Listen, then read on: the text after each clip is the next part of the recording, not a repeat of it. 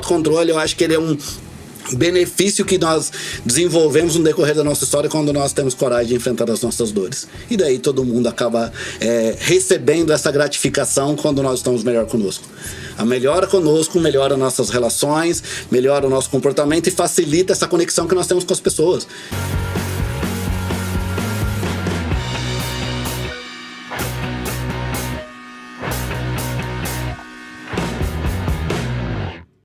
Eu sou Tatiane Sene e hoje estou com os meus amigos, o Cristiano e o Alex. Fiquem à vontade para se apresentar. Bem, meu nome é Alex Bernini, eu sou administrador de empresas, gosto muito do assunto desenvolvimento pessoal e liderança, né, e faço parte aqui desse grupo maravilhoso que estamos aqui nesse bate-papo sobre o livro Ali do Triunfo. Eu sou o Cristiano Campos, eu sou psicólogo clínico. E por ser psicólogo, né, não tem outro propósito a não ser gostar muito de pessoas e dividir esse desenvolvimento do autoconhecimento através dessas lições com esse grupo, né, que a gente vem fazendo esses estudos, esse acompanhamento, e decidimos gravar esses podcasts, que é algo que me motiva muito. Então, quero dividir aí com você toda a minha experiência profissional e junto com essas sumidades aqui a gente vai desenvolver aí a conversa aí sobre o autocontrole, como a Tati mesmo disse. E nós queremos aproveitar para convidar você que está nos acompanhando que nos siga também nas nossas redes sociais, no Instagram triunfadores.masters e no YouTube Triunfadores Masters. Então vamos começar com o nosso bate-papo de hoje. Vamos lá. Todo início de capítulo, o autor sempre começa com a célebre frase: querer é poder. Quando se trata de autocontrole, querer é poder, Alex? Bem, eu acredito que querer é poder. Tá? Eu acredito que sim, a gente pode mudar os nossos pensamentos. É que eu acho que o autocontrole, né, ele começa a partir da mudança do nosso pensamento, né? Sei lá, a importância que você dá para alguma situação ou como você age em uma situação, né, que você não gostou, que você não gosta, ou etc., que acaba mexendo com você. Né? Então, eu acredito, sim, respondendo a sua pergunta friamente, sim. Né? Mas como? Né? Eu tô nessa jornada aí já há algum tempo, né? Vocês me conhecem faz tempo, enfim. E eu acho que eu já melhorei em bastante coisas, mas acho que o primeiro passo para mim foi a sinceridade comigo mesmo, né? Eu admiti que em algumas situações, né, eu não estava tendo controle, ou eu não conseguia me segurar por algum motivo, eu não sei. Mas a partir do momento que eu enxerguei essa situação, né, que não fazia bem para mim, primeiramente, né, e que não fazia bem para as pessoas que estavam, né, ao meu redor, eu comecei a ter mais atenção. Né? E o autoconhecimento, ele me ajudou muito nisso daí. Sim. Né? Então, eu acho que o autoconhecimento também é importante para você conseguir enxergar, né, o que não está legal em você, o que não está bem em você, para que você perca o controle nas situações. Né? Então, acho que o primeiro passo é esse, né? O autoconhecimento e a sinceridade com você mesmo, né? Mas você consegue, né? Eu tô nessa maratona aí já faz tempo, né? Eu acho que eu já tô na metade, já tô nos 21 quilômetros, mas eu venho evoluindo, né? E eu tenho um exercício que eu faço, né?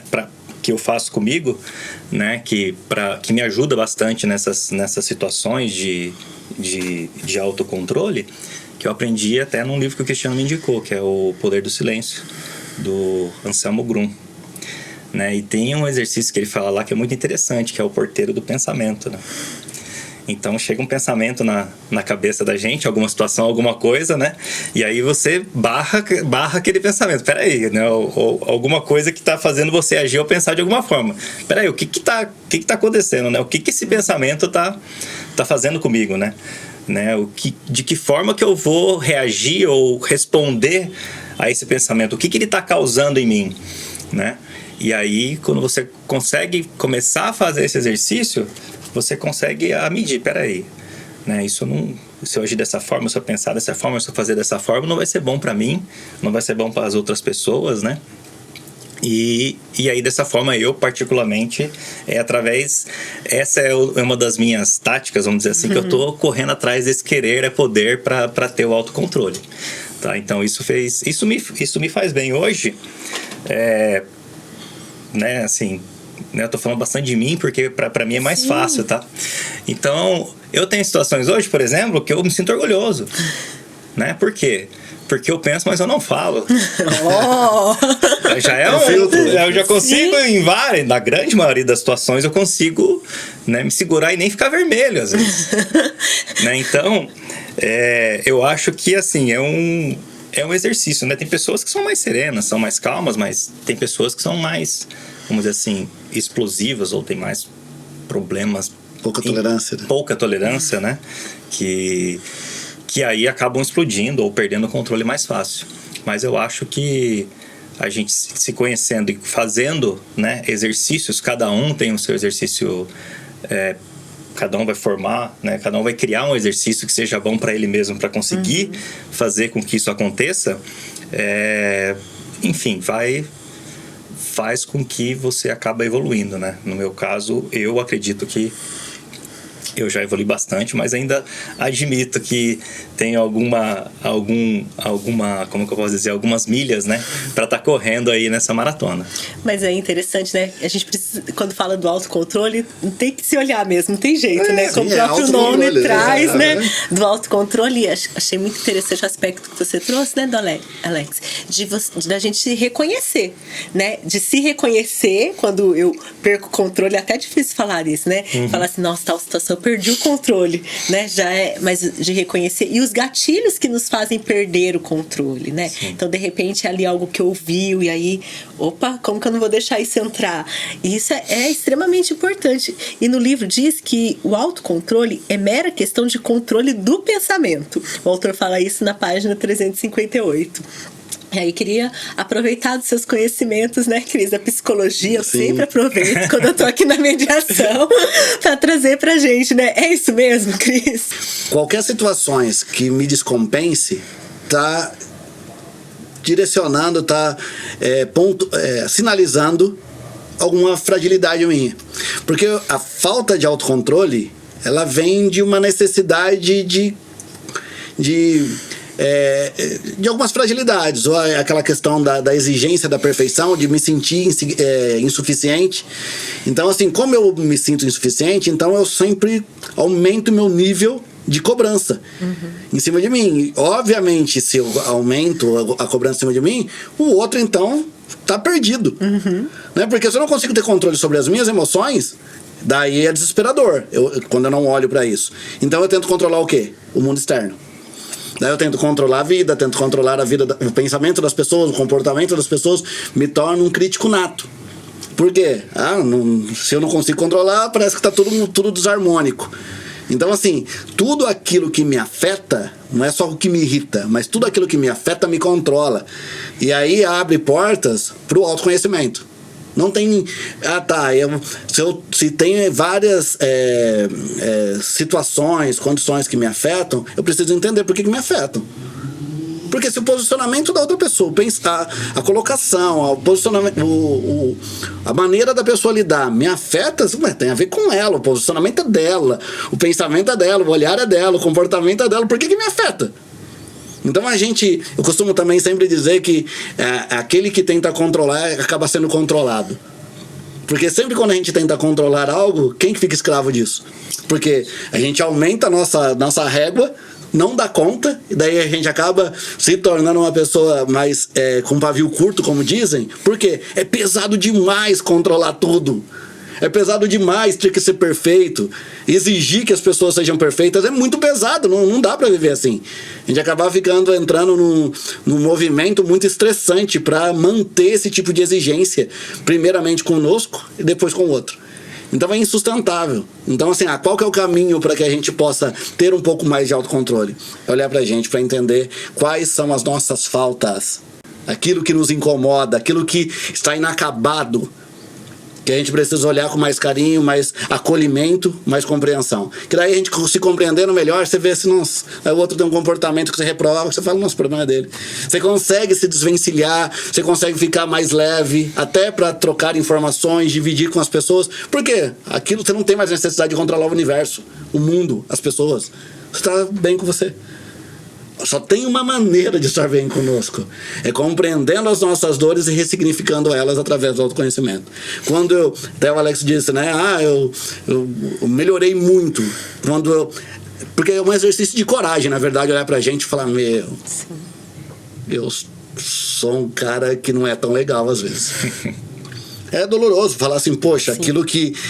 aquela vivência que eu tive, aquela perda, aquela quebra de relação, aquela frustração que eu tive, me causou dano. É doloroso, né? Porque a gente volta naquela dor ali que a gente não queria digerir. A gente queria esquecer. Só que eu sempre costumo dizer no consultório que as dores elas não estão aí à toa. Elas são mecanismos de enfrentamento. Quando eu enfrento a dor, eu passo por ela. Quando eu não enfrento a dor, ela me domina, ela me controla. E daí na hora que uma dor me controla, eu fico desesperado. Daí eu aumento o nível de exigência e fico, né, fazendo esse looping exagerado o tempo todo. É porque tá doendo. É porque eu não tô conseguindo lidar com as minhas emoções, então eu fico todo descompensado. Daí tem pessoas que ficam mais afetivamente fragilizadas, outras mais agressivas. Cada pessoa vai significar e vai potencializar diante da maneira que funciona. Então, assim, o autoconhecimento nos ampara pra gente desenvolver esse autocontrole. Autocontrole. Se eu não desenvolvo isso a partir da minha percepção de mim mesmo e tendo esse autocuidado comigo, daí eu vou sempre afetando as minhas relações que são tão importantes para mim, daí eu vou me sentindo mais fracassado ainda, e se eu não prestar atenção, meu nível de exigência aumenta. Ao invés de eu desacelerar, eu acelero mais. Sim. Não tá bom ainda, deixa eu melhorar. E fico nesse looping eterno de ter que melhorar. E às vezes não é melhorar, é desacelerar. É deixar as coisas acontecerem. Eu compactuo muito da filosofia estoica, que é do não sofrimento. Aquilo que está na minha mão, vou lá e executo, como o Alex sempre traz.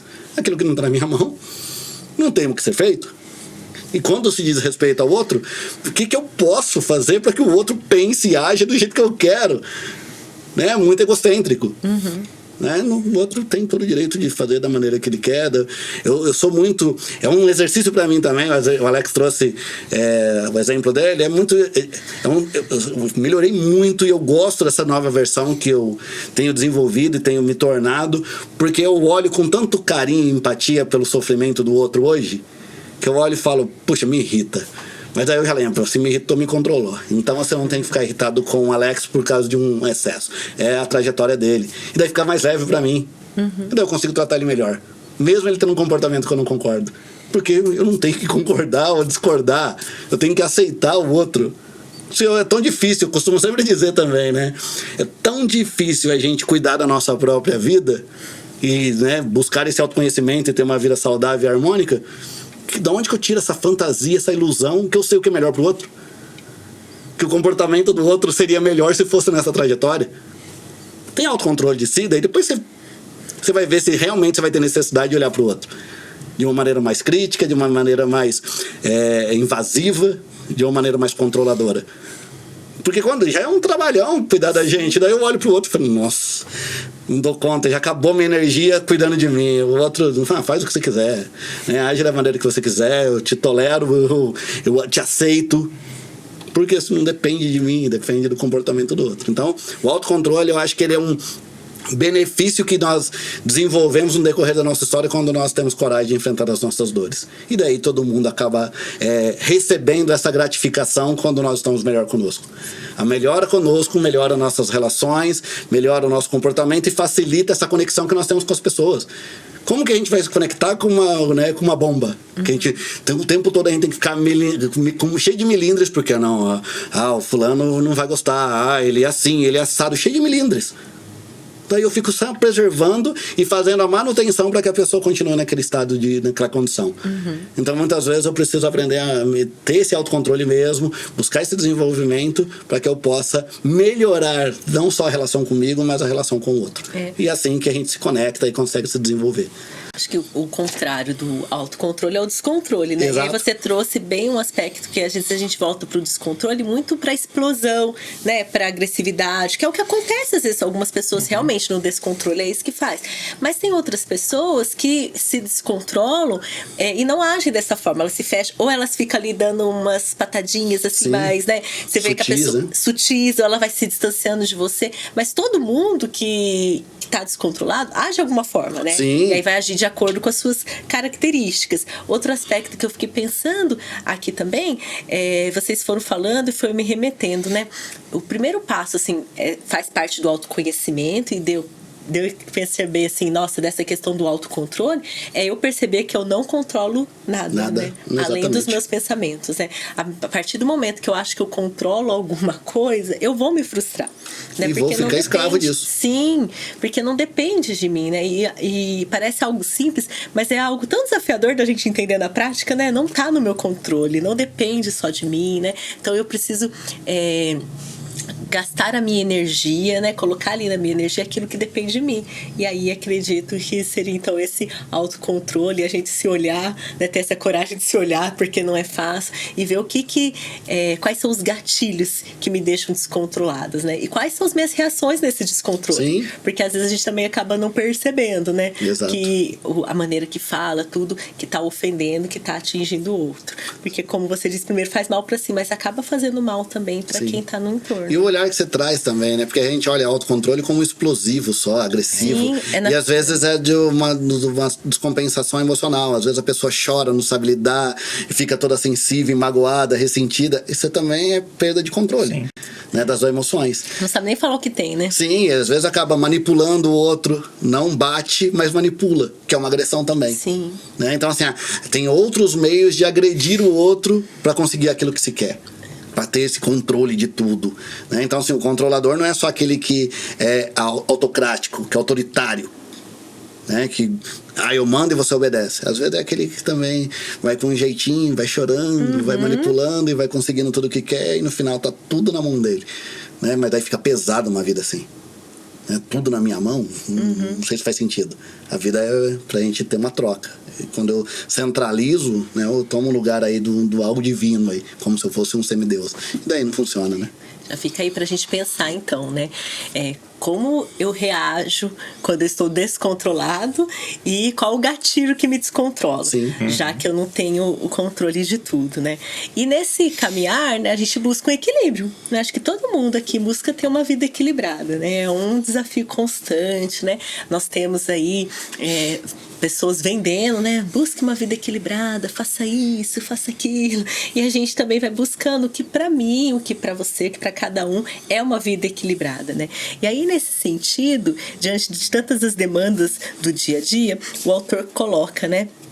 Lá na página 341, que para ser uma pessoa equilibrada é preciso que se tenha entusiasmo, que foi citado, né, no podcast anterior, na lição anterior, e autocontrole em igualdade de condições. Cris, você acredita que é essa mesma fórmula? Na verdade, o Jung, né, que é o teórico da psicologia analítica, ele traz uma teoria muito interessante, que é a teoria das sombras. Que para todos nós temos no nosso aparelho psicológico 2 movimentos que ele chama de sombra. Aquilo que eu desenvolvo demais de um lado, eu tenho uma sombra na mesma proporção do outro. Então, uma pessoa muito boa, ela desenvolve uma sombra muito má. E por isso que muitas vezes a gente olha e fala, nossa, ela é tão bonzinho, bateu no outro, xingou o outro, brigou, matou, né? Tem, né? E o contrário também. Uma pessoa que é muito ruim diante de fazer maldade, a sombra dela é muito boa. Daí você vê uma pessoa que já matou ou violentou alguém e vai lá e faz um agrado para uma criança, ajuda um velhinho a atravessar a rua, tem um gesto de generosidade, porque a sombra, um dia ela vai vir à tona, um dia ela vai vir buscando esse equilíbrio. Então, assim, todos os extremos, eu sempre falo isso no consultório, nenhum extremo é saudável. Então, para que a gente encontre um pouco mais de harmonia, para que a gente consiga viver bem conosco e com as pessoas, a gente precisa pelo menos buscar esse equilíbrio. É fácil? Não. É uma trajetória. O Mário Sérgio Cortella, ele tem um livro que chama Não Nascemos Prontos. Ele diz assim, nós vamos sair desse mundo e não vamos sair acabados. Não vamos sair prontos. E eu acredito muito nisso também, né? Nós estamos em desenvolvimento e estamos sempre evoluindo, mas a gente vai sair daqui desse mundo não pronto. mas a gente pode ser melhor a cada dia. E o que faz a gente melhorar? É buscar esse equilíbrio. Trazem várias receitas de bolo aí, de que você tem que levantar tal hora, correr, comer bem. Na hora que você vai fazendo as contas, dá 49 horas o dia, daí não se sustenta. Aí você tá cansado, né? Não, daí você precisa dormir mais 8 horas, trabalhar mais 8 horas. Ué, peraí, essas 30 que eu tenho pra me cuidar, não cabe dentro, né? E faz com que a gente acabe nesse comportamento excessivo, gerando estresse. Ao invés de saúde, a gente tá gerando adoecimento. Porque nenhum excesso é bom. Os extremos, eles não são saudáveis, como eu disse. Então, assim, você concorda com isso? Em gênero, número e grau. Nós precisamos, pelo menos, ter esse movimento de busca. Dentro de uma referência aí pesada que nós não conseguimos controlar, não. Dentro das suas possibilidades. Porque, como eu disse, não existe receita. Né? Você tem um modo de funcionar, eu tenho um outro, o Alex tem. Existe uma referência bacana. Uma receita? Nunca. Cada pessoa tem uma maneira de funcionar, tanto orgânica como emocionalmente. Então nós precisamos cada um fazer esse ajuste. E esse ajuste não é só na nossa saúde física, no nosso emocional também. Que vem as sombras, né? Eu fico negando a minha sombra, eu fico negando as minhas maldades, eu sou uma pessoa extremamente boa. Uma hora essa sombra vai vir. Ela vai vir para buscar o nosso equilíbrio, para gerar saúde emocional para nós. E daí é onde que a gente se descompensa. Acontece um episódio da nossa vida que nos desarma, uma perda de alguém, um fato estressante que a gente acaba surtando quando a gente sai de si. O surto é o quê? Sair da nossa realidade para um ambiente fantasioso, né, para que a gente suporte aquela dor. Então a gente surta porque a gente não está aguentando, porque não dá para ser perfeito, não dá para ser só bom. Essa dualidade nós vamos ter que conviver com ela, e é isso que a gente precisa ajustar. Eu não sou só bom, mas também não sou só ruim. E todas as pessoas, a pessoa, né, não consegue fazer nada certo. Nada certo é muito determinante. Né? Ela não consegue se desenvolver. Quem falou que não? Ela sempre está errada. Peraí, que essas determinações são muito extremistas.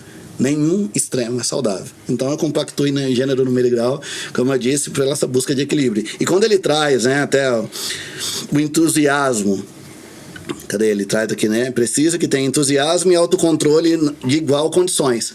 De fato. Porque o entusiasmo gera aquilo que o Alex leu lá dos gregos, né? O entusiasmo no outro podcast. O entusiasmo traz algo divino, uma centelha divina que faz com que a gente tenha essa predisposição aí, essa força motriz vital para movimentar a nossa vida. E o autocontrole vem assim, menos. Né? Você está se matando em prol de algo, não faz sentido. Todo o meu comportamento tem que gerar vida. Se gera morte, né, eu tenho que repensar a minha trajetória. Né? Então, assim, o autocontrole, ele serve de um ajustador mesmo dos nossos excessos.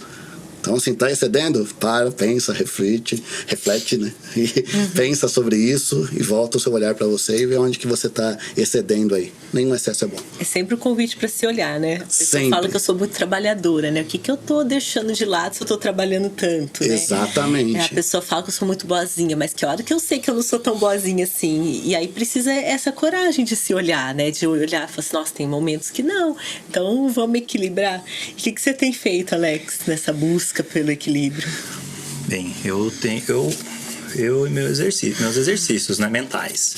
Eu sempre quando eu vou dormir, né, então nós temos lá o nosso ritual, né? Eu vou pra cama, nós sentamos na cama, eu converso com a minha esposa, né, o que a gente tem que conversar, e chega um momento que eu falo, agora eu vou meditar.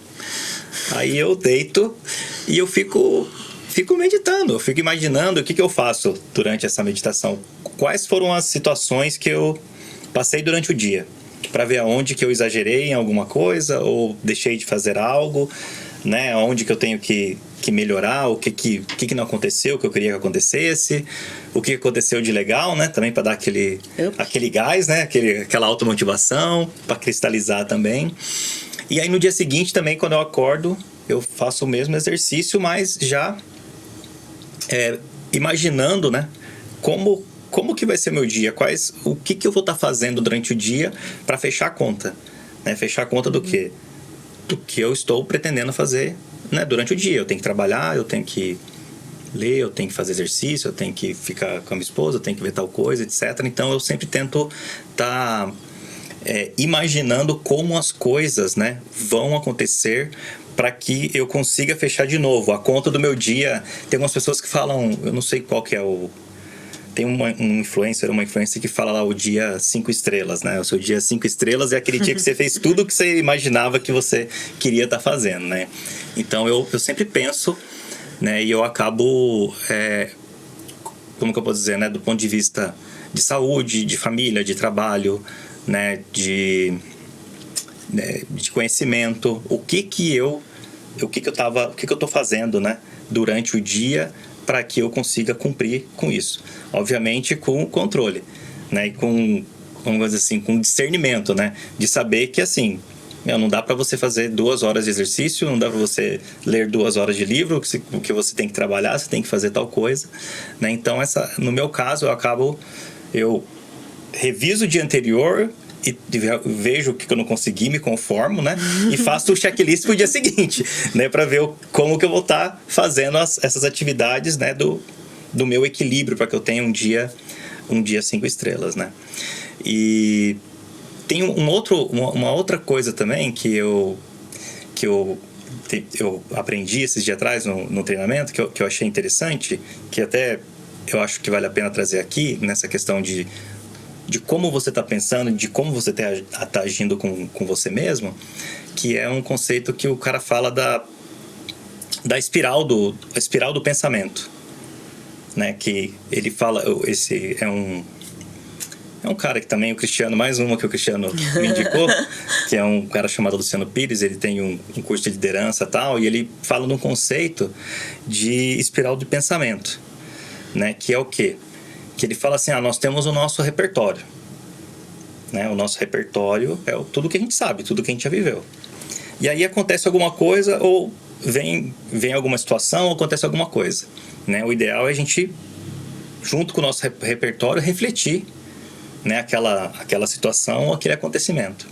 Depois de refletir, você analisa, você faz análise da situação, né? Que é o quê? Que é... Eu até escrevi aqui para não errar, né? Que é quando você examina, né, em detalhes, né, para entender o significado ou as características daquilo para você.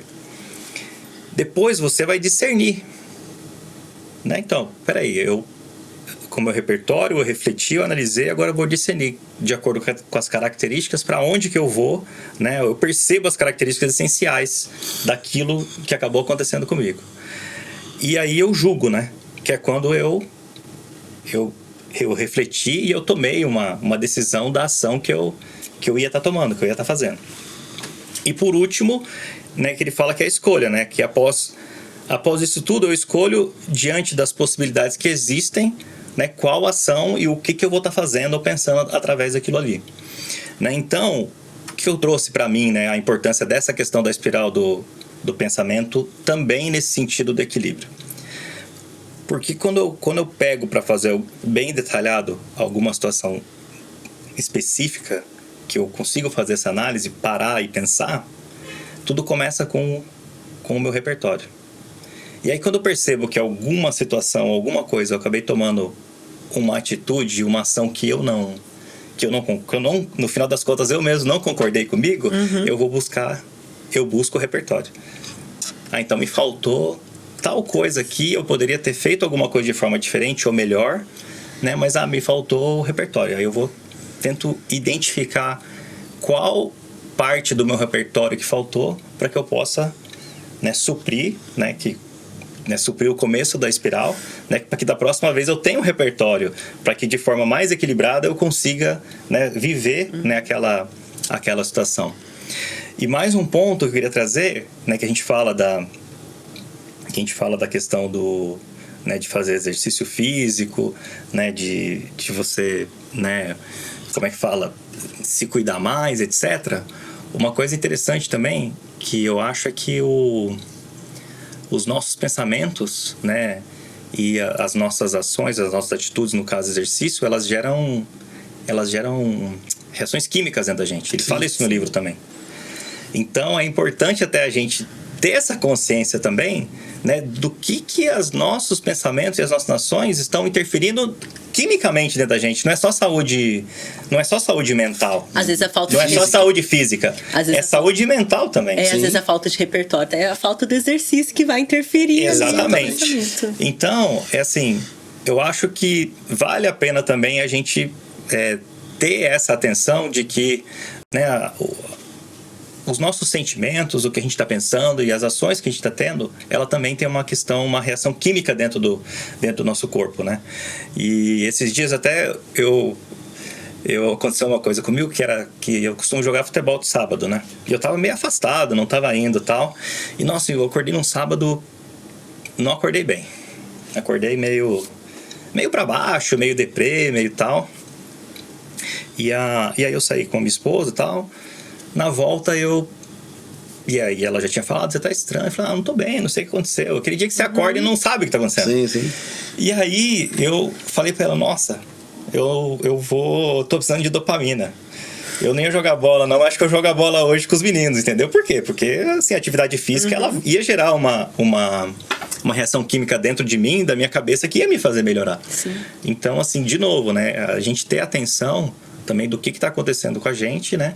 E o que tá faltando, né? Em algum dia específico, em alguma situação específica, para que a gente consiga, né?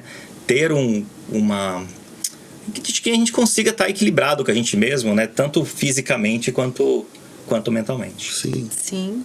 O Alex está num processo profundo ali de autoconhecimento e traz várias contribuições, né, de um repertório para nós. Sim. E nesse sentido também, né, de desenvolvimento humano mesmo, né? Acho que a gente começou o podcast, todos nós falando que nós gostamos de falar sobre isso, Sim. né?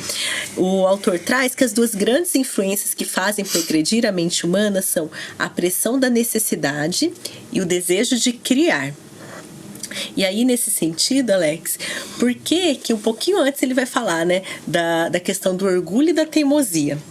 E aí, então, para que todos que estão nos acompanhando possam entender, né, por que o orgulho e a teimosia, eles precisam ser eliminados, então, para a gente ter esse resultado, né?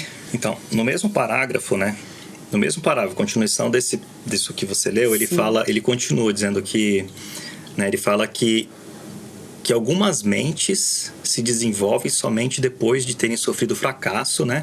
Ou derrota, ou outras formas de punição. Sim. Então ele fala, algumas mentes só se desenvolvem depois de sofrer, né? De passar por um trauma, né? Ou alguma situação que não foi boa, né? Ou admitir o fracasso. E assim, na minha opinião, pessoas orgulhosas ou teimosas, mas eu acho que sempre na minha opinião, né, é sempre o pacote, né? O orgulhoso é uma pessoa teimosa. Sim. Tá junto. Eles não conseguem admitir para eles mesmos que eles, né, passaram por um fracasso ou que eles passaram por algum problema para que eles possam virar a chave e tá evoluindo, né? Evoluindo a mente, mudando a mente, né? E sendo melhor.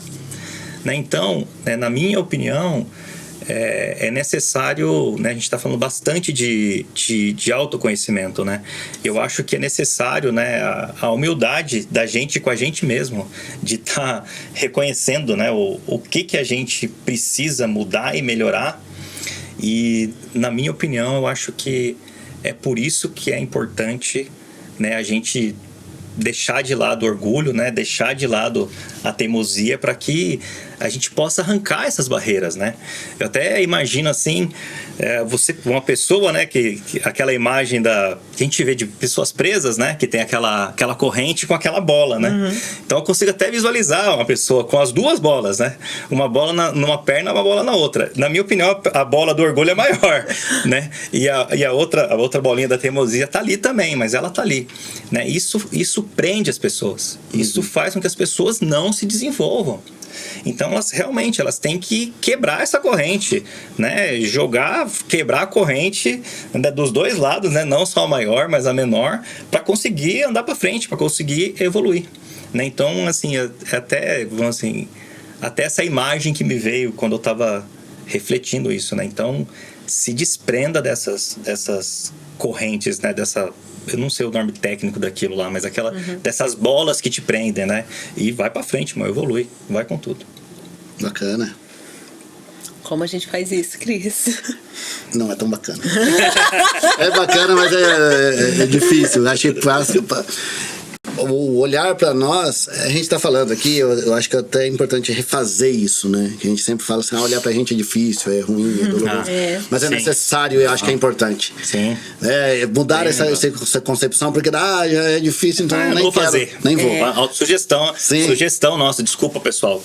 Ouve de novo o que Cris vai falar. Hein? Sim, então assim, é importante e necessário. Quando se fala de orgulho, eu vou entrar na onda do Alex aí, já que a gente está conectado nos pensamentos, a gente fica com alguns pontos cegos. A gente vai falando assim, tô melhorando, tô bem. E eu tenho muito hábito de naturalmente falar isso para as pessoas. Tô bem. Como que você tá? Tô bem.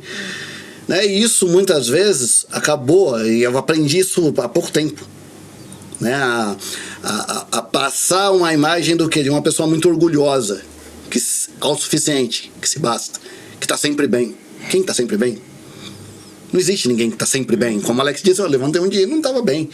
Né? E aí tem uma cobrança em cima do psicólogo, porque assim, parece que o psicólogo tem vida perfeita, e não é. Nós somos humanos. A gente sente dor, sofre, chora e, né, também tem perdas e tudo mais. A gente tem que ressignificar também, fazer terapia e cuidar e fazer supervisão, grupo de estudo, N coisas para que a gente dê conta e se torne um profissional bom e saudável também. Sim. Né? Então, eu tive um aprendizado porque tive um feedback aí nessas últimas semanas que eu tava meio, né, passando por algumas situações de questionamento que estavam me entristecendo. Principalmente nas relações mais próximas e algumas relações não tão próximas, olhando um contexto geral. E aquilo estava me entristecendo. E daí o que eu fiz? Eu me cobrava muito, né? De falar assim, poxa, eu sempre estou disposto a fazer pelas pessoas que eu gosto. Eu estou disponível. Que é tão difícil hoje, né? Na demanda que a gente tem de vida corrida. E daí eu mandei algumas mensagens para algumas pessoas específicas. Falei, não estou bem. Acho que foi a primeira vez que eu assumi isso. Porque o natural é falar assim, vou preocupar o Alex, mano, ele já tem os problemas dele, eu vou me preocupar a Tati. Não, daqui a pouco passa, velho. Daqui a pouco eu aprendo, na terapia eu resolvo. Então você começa a inflar. E eu tô num momento tão humanizado meu, que daí abriu essa porta, que foi muito interessante. Eu tô tão sensível e humano diante da minha profissão, diante do meu desenvolvimento, de tudo que eu tenho construído pro Cristiano melhor, que daí abriu essa porta, que eu tava lá guardadinha sem eu perceber. Para as pessoas de fora era nítido, mas para mim eu não percebia que eu me portava dessa maneira, de maneira orgulhosa. Não preciso de ninguém, eu comigo basta, eu resolvo meus problemas. Obviamente que eu não pensava assim, mas eu me comportava assim. E daí uma pessoa falou assim, você cria um abismo entre nós, entre as pessoas que te amam. Você acha que todo mundo não sabe que você não tá bem sempre? Só que você não deixa ninguém chegar perto. E daí você faz de tudo pra todo mundo, mas você não deixa ninguém fazer pra você. Por que você faz isso? Daí você vai ficando chateado, se distanciando de si mesmo e vai questionando aquilo que é importante pra você, que é fazer pelo outro. Ali me desabou. Sim. Eu falei, cara, eu nunca tinha pensado. E daí eu tinha mandado uma mensagem não só pra uma pessoa, pra várias pessoas. E elas todas começaram a me trazer um monte de informações bacanas a meu respeito. Cara, olha o que você já fez na vida de tanta gente. E você acha que essas pessoas não têm uma gratidão e não querem fazer por você? Que legal ver esse Cris humano. Que legal, primeira vez você deixou cuidar de você. Cara, e aquilo ali foi cair um monte de ficha.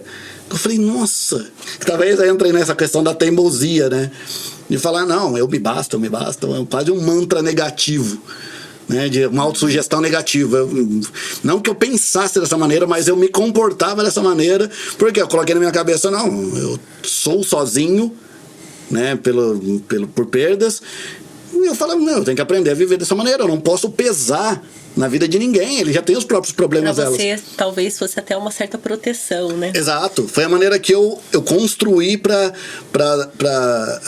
suportar as minhas dores. Só que isso me levou para um lugar, né, de soberba, de orgulho. Que você não queria estar. Que eu não queria estar. Só que daí a minha profissão, ela me projetou dessa maneira. Porque assim, a psicologia ela é um presente para mim. Porque assim, as pessoas falam, você escuta problemas. Eu falo, não, eu escuto histórias.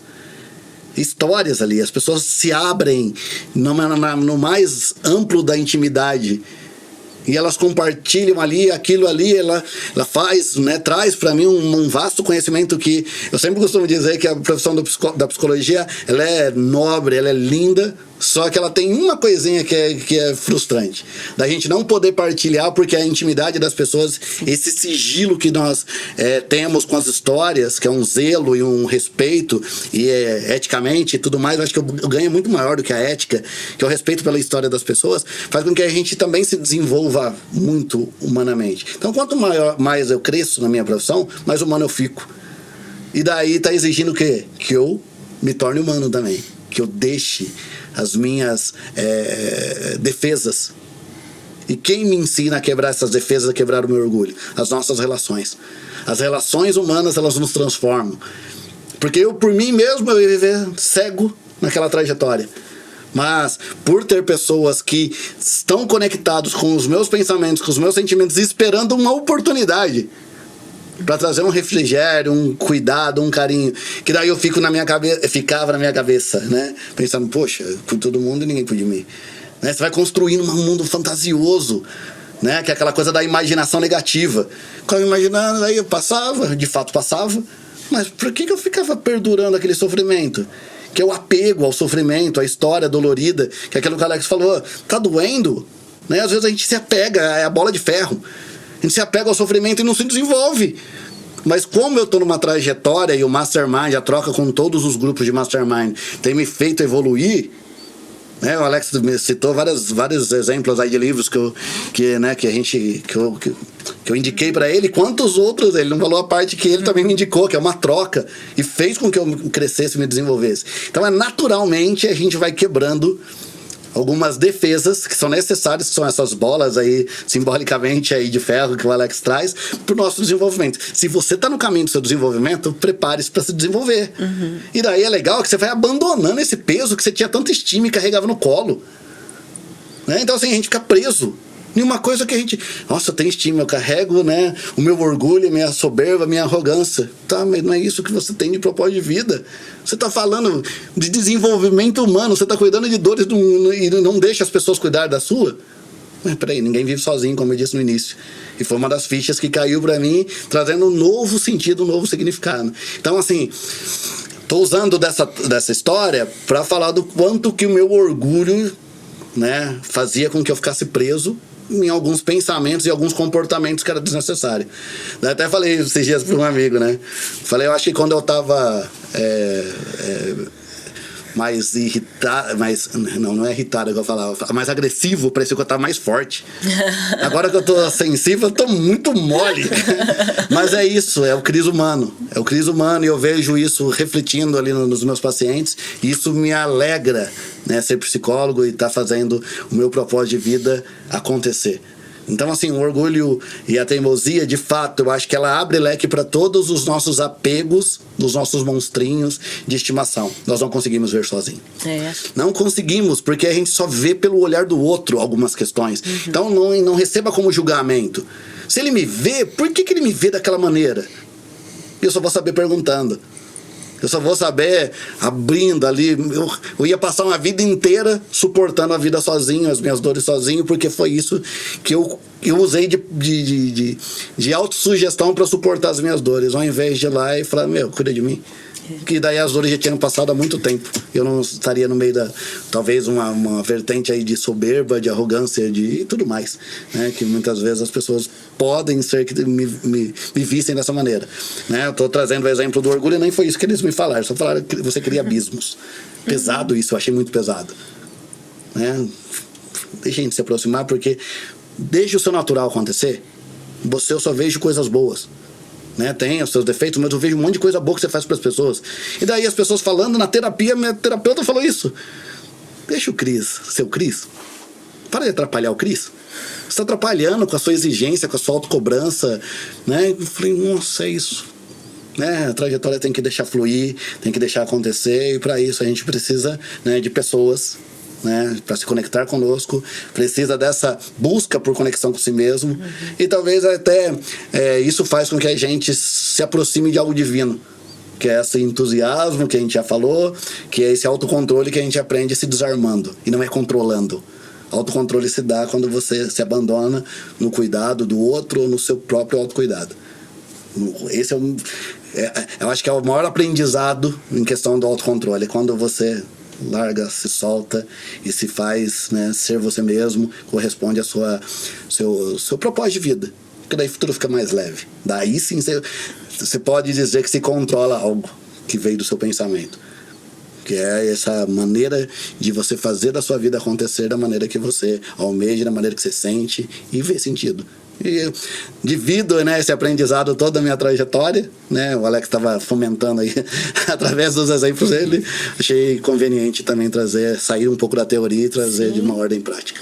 Acho que a gente acabou trazendo uma sugestão que a gente já identificou como negativo, né? De que se olhar é difícil, mas é difícil quando a gente fica apegado ao nosso egoísmo, ao nosso orgulho e a tantas outras coisas, né? Porque quando a gente vai deixando ali aquelas correntes, esses grilhões, vai se tornando mais leve, né? E a gente não se vê só pelo nosso olhar. Quando a gente se vê pelo olhar do outro, né? E para estar aberto nesse olhar do outro também é um exercício, que é o exercício da escuta, né? De docilidade, de humildade, né? E de reconhecimento, assim, que acho que a gente vai buscando nesse processo. E durante toda essa lição, teve uma frase que me chamou muito a atenção, que ela está na página 375, que não há nada permanente, exceto a transformação. Eu achei uma frase muito forte. E aí, Cris, queria que você continuasse, né, nessas reflexões junto com a gente. Então, diante dessa afirmativa, o que você gostaria de deixar de mensagem para quem, então, está nos acompanhando, né, para a gente ir seguindo e fazendo o fechamento desse nosso episódio? Bom, a teoria que eu atendo é baseado na fenomenologia existencial. Então, eu sou existencialista que busca sentido. A gente entende o que? Nasci, vou morrer, eu tenho que dar um sentido nesse intervalo de tempo. E nós entendemos que o sentido só vem quando nós nos abrimos às possibilidades que somos. Nós não somos algo determinado. Então, aquela coisa, eu sou assim e não mudo, bobagem. Porque se eu sou assim, eu me determino. E eu não sou uma coisa só. Eu sou possibilidades. Eu posso ser o que eu puder ser. Eu não sou aquilo que falaram pra mim que eu era, ou aquilo que eu acreditei que eu era. Eu sou muito mais do que isso. Então, assim, se abrir as possibilidades, né? Quando ele fala nada é permanente, exceto a transformação, é isso. Eu não sou permanente, eu não sou determinado. Eu aprendi dessa maneira com os meus pais, fui educado, as influências, tá. Isso você está se determinando. O que mais que você é? Porque nós somos possibilidades, nós somos muito mais do que aquilo que nos formatou. Eu aprendi, tá? Mas continue aprendendo. Se abra para outras possibilidades, para outras oportunidades. Eu estava cego, como eu disse no exemplo ali, né? Cego no sentido de, eu sou terapeuta, faço terapia, tenho uma rede de amigos que me desenvolve, né? Para mim, eu estava no ápice da minha... Eu falei, nossa, tô na melhor fase. Aí vem alguém e me desmonta, né? Porque nós somos possibilidades. Sim. Essa coisa determinada, ela nos mata, ela nos rouba, ela nos gera morte ao invés de vida.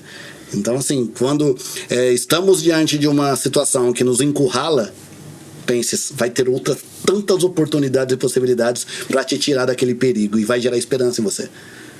Então agora, quando eu vejo acuado num perigo sem solução e eu me desespero com aquilo, eu estou negando todas as outras possibilidades que existem. Não estou vendo, mas existem. E por isso a troca, e por isso as relações, e por isso eu preciso sempre buscar me desenvolver.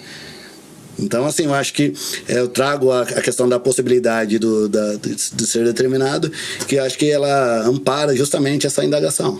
Nada é permanente, exceto a transformação. E eu empresto de novo a frase do Cortella. Vamos sair desse mundo e não vamos sair prontos. Mas não é por isso que a gente tem que ficar fechado no nosso mundo, achando que, não, tá, eu me basto, tá tudo certo. Não. Tá certo e pode ficar mais certo ainda. Não é difícil, é um desafio, talvez, buscar autoconhecimento. Mais difícil não é, prazeroso, satisfatório quando você tem esse desdobramento e se descobre. Você fala, nossa, eu era aquilo, cara. Tem uma outra oportunidade para ser melhor. Aquilo ali eu estava fechado, determinado.